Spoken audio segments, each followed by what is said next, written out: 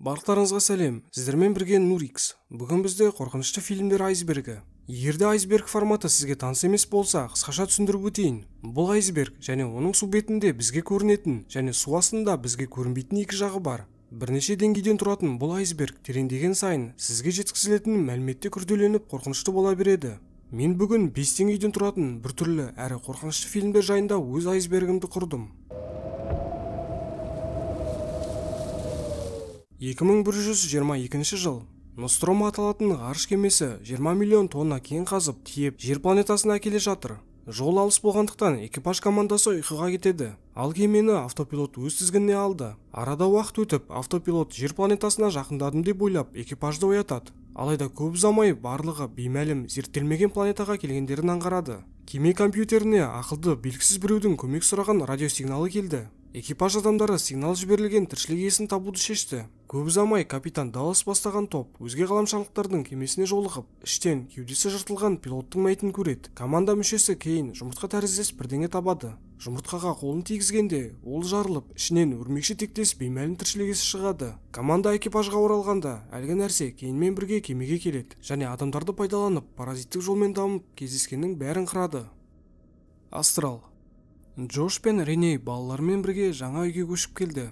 Алайда заттарын орналастырып болмастан, үйде біртүрлі нәрселер орын ала бастайды. Заттар өздігімен жылжып, балалар ұйықтайтын бөлмеден қорқынышты дыбыстар шығады.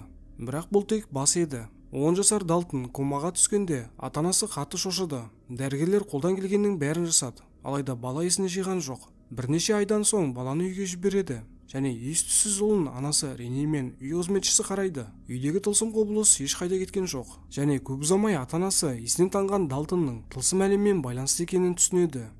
Я легенда. Роберт Невилл адамдар жоқ әлемде өмір сүреді. Ескі телепрограммаларды қарап, консерва жеп, итімен қыдырып күнін өткізеді. Күн сайын ол өзенге келіп адамдарды күтеді. Дәл осылай жүргеніне 3 жыл болыпты. Адамзаттың көп бөлігі қорқынышты вирустың кесірінен жер бетінен жойылды. Ал тірі қалғандар вампир тектес нәрсеге айналады.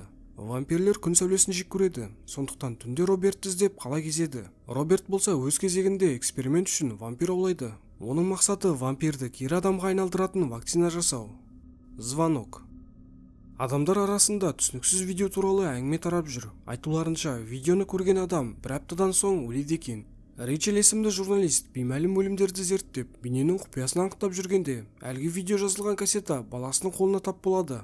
Енді баланың өміріне қауіп төніп тұр. Рейчел бір апта ішінде бәрін реттеп, баласын аман алып қалуы керек.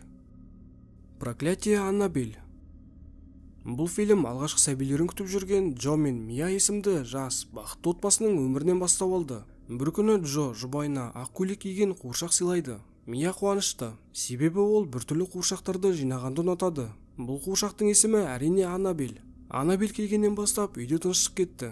Көп ұзамай Мия қуыршақтың тірі екенін және оны жын пері басқаратынын біледі. Ано.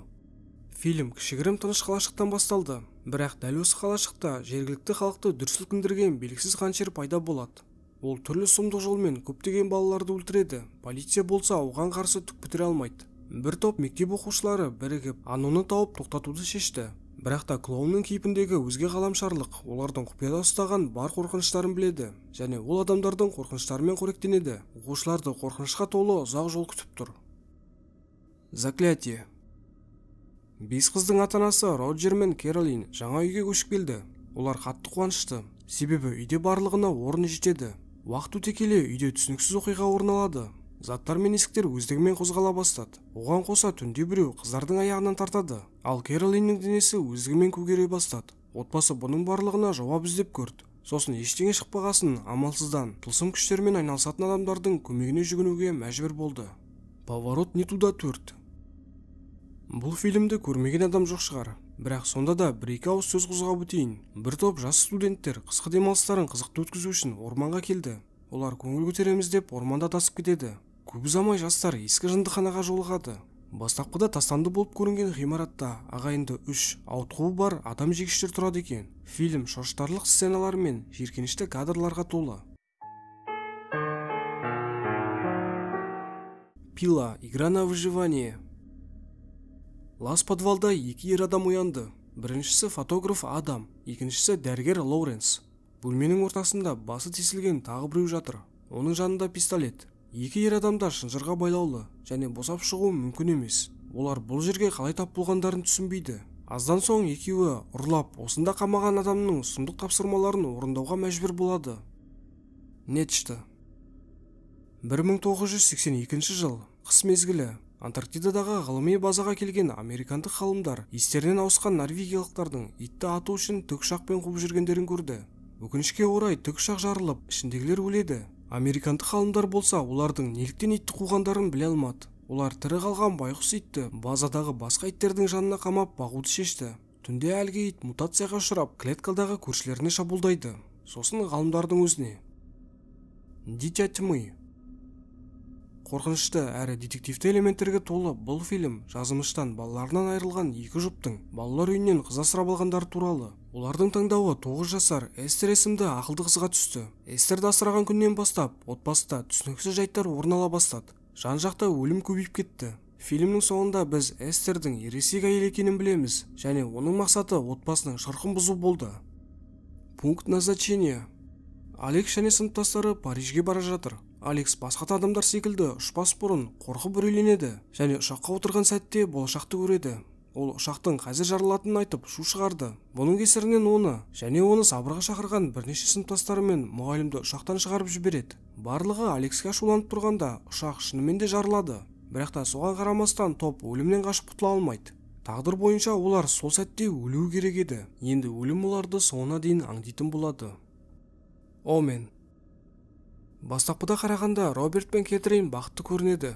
Оларда барлығы бар. Роберт Американың Ұлыбританияда қызмет ететін елшісі. Жұп бала қалайды, бірақ та сәбилері өлі туылады. Келесі сәбилері де шетінеп кетеді. Екінші сәбиден де айырылған Роберт ес-түссіз жатқан әйеліне не айтарын білмей отыр. Сол кезде ауруханадағы Робертке дін қызметкері келіп, жаңа туылған баланы асырап алуларын ұсынады. Баланың анасы босану кезінде қаза болыпты.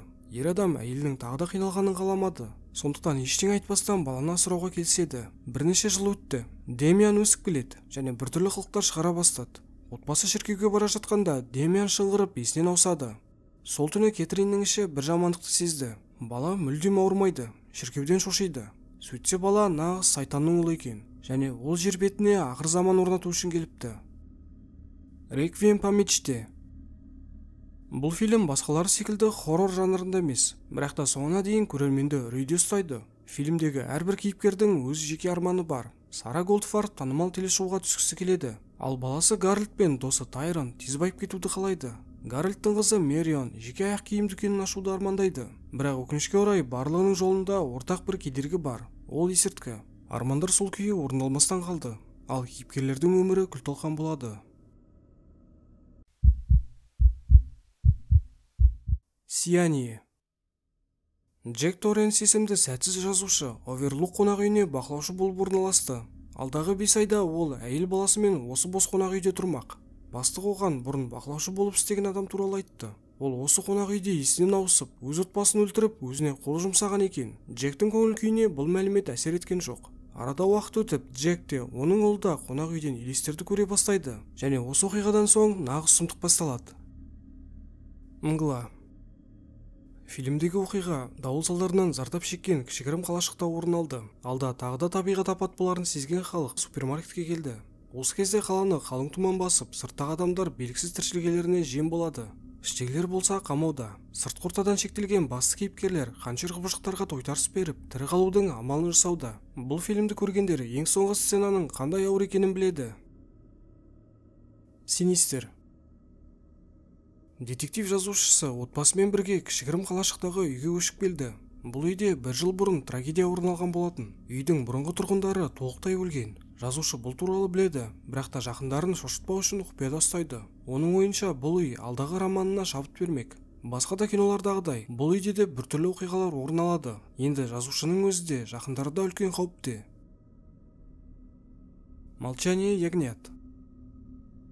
ақш-та әр қалада көптеген қыздардың өлі денелері табылуда. Федералдық құқық қорғау органдарының ойынша, бұл қылмыстың барлығын бір адам жасаған. Бұл істі олар ең үздік жедел маманы Клариса Старлингке тапсырады. Қыз қаншердің мотивін түсіну үшін тұтқындағы Ганнибал Лектор есімді қаншер каннибал психиатрия докторына келеді. Ол қызға коллегасын, яғни әлгі қаншердің мотиві мен ізін табуға көмектеседі, тек бір шартпен. Қыз оған өзінің қиын өмір туралы айтып беру керек. Бұл істі зерттеу Клариса үшін ауырға соқпақ, себебі бұндайға кез келген адам шыдай алмайды.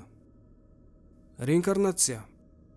Фильм қарғысқа ұшыраған Грэхэмдер отбасы туралы. Отбасы әжесі өлген соң үйде біртүрлі жағдай орын ала бастады. Көп ұзамай бұл отбасының құпиясы ашылды. Фильм көптеген қорқынышты сценалар мен күтпеген сәттерге толы. Әсіресе дәл осы кадр денені тітіркендіреді.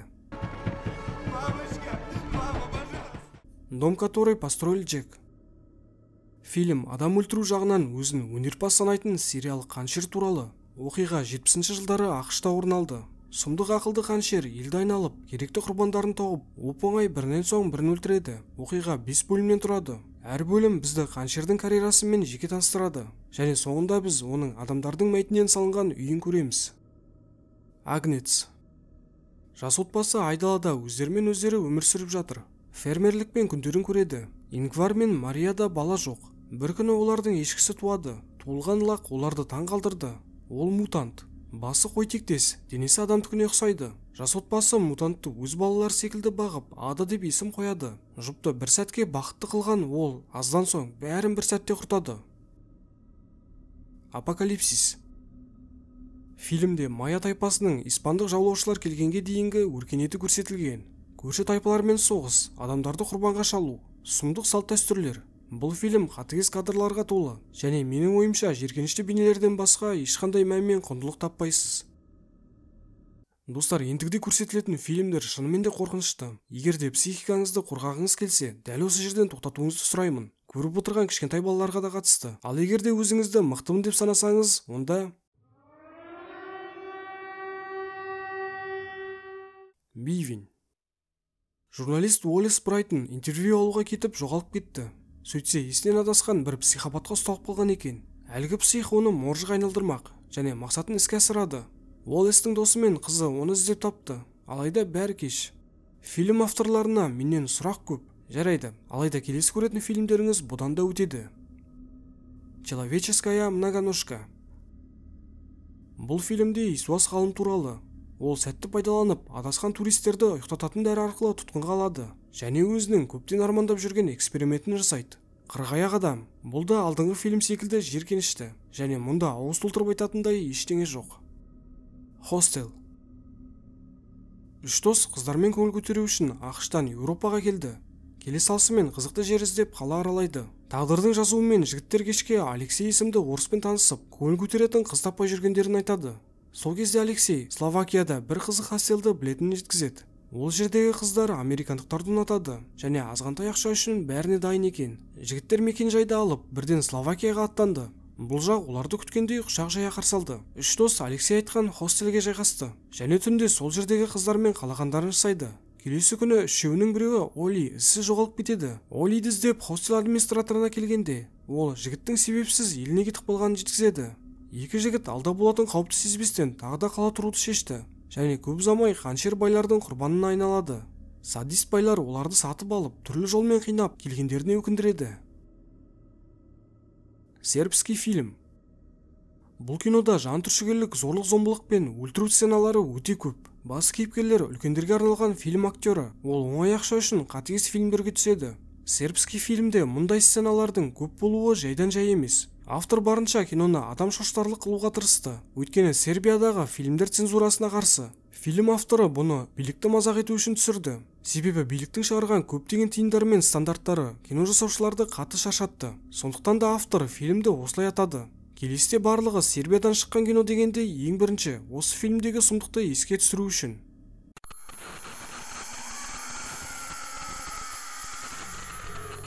Гвозди. Басты кейіпкер жалдалмалы киллер. Ол кезекті жұмысын бітіріп, үйіне келгенде мазасы кетіп демала алмайды. Себебі басы қатты ауырып тұр.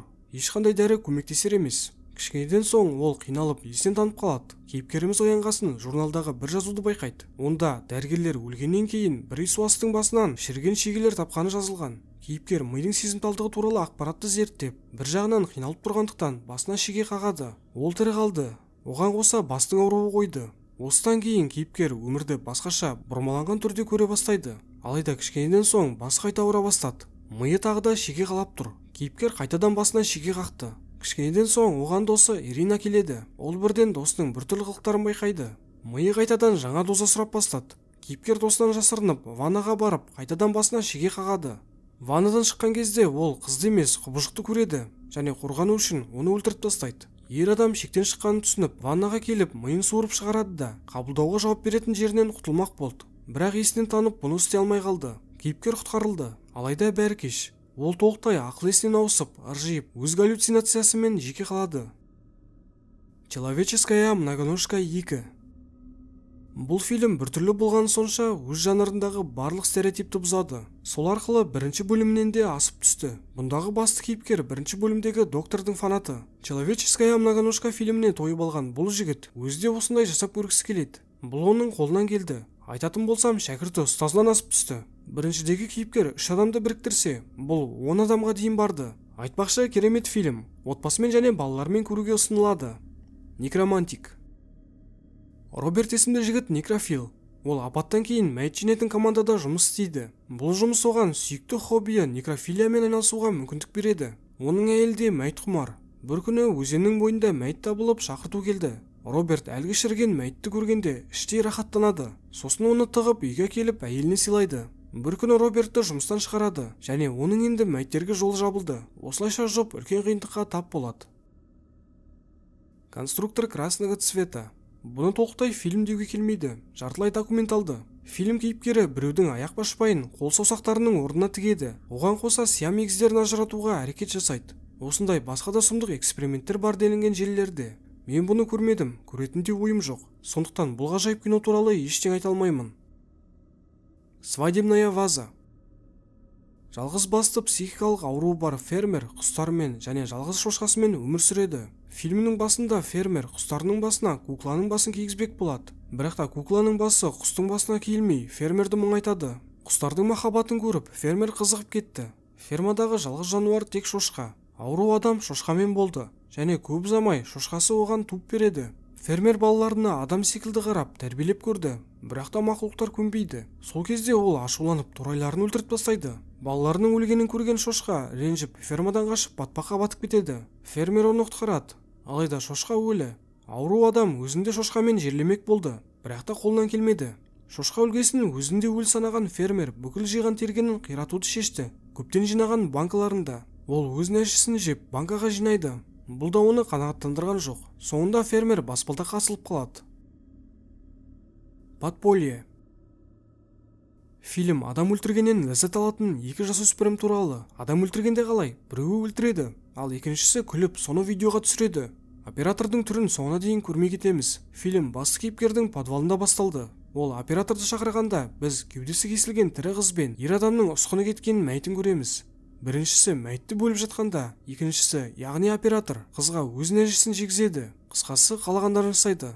Бұл фильмде де шекара жоқ. Достар, осылайша видеоның соңына да жеттік. Келесі видеоға қандай тематикада айсберг жасауға болады? Мультфильмдерге, мүмкін ойындарға, мүмкін басқа тақырыпқа? Ойларыңызды міндетті түрде комментке жаза кетіңіз. Ал егер де видео ұнаса, лайктарыңызды басып, каналға тіркелуді ұмытпаңыз. Қоңыраушаны бассаңыз, келесі видеоны жібермейтін боласыз. Сіздермен бірге болған Нурикс. Келесі кездескенше.